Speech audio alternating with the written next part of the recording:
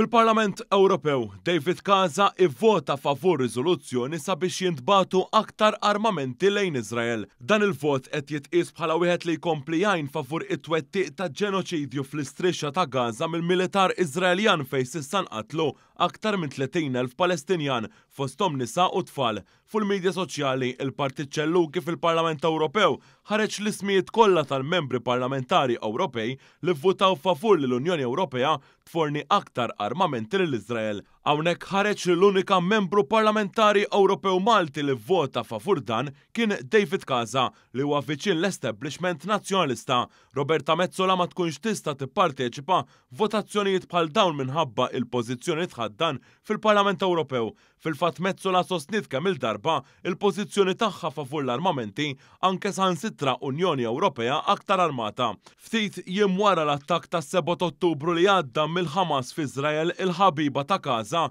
Roberta Metsola u l-President tal-Kummissjoni Ewropea Ursula von der Leyen laqtu kritika ħarxa wara li min jeddhom u bla approvazzjoni tal-istess istituzzjonijiet li jmexxu marru fil-fatt nofsani biex jagħtu il-barka lill-militar Iżraeljan. Dan il-ġest kien ġie ikkritikat bl-aħrax mill-komunità internazzjonali bħala l-approvazzjoni għal dak li spiċċa iseħħ ftit wara. Dan il-vot ta' David Casa fil-Parlament Ewropew favur l-armamenti għall-Iżrael ikompli jikxef l-istrateġija tal-Partit Popolari Ewropew li fihem imsieħeb il-Partit Nazzjonalista dak li l-Ewropa trid issaħħaħ l-armamenti u tkun lesta għalli jinqala.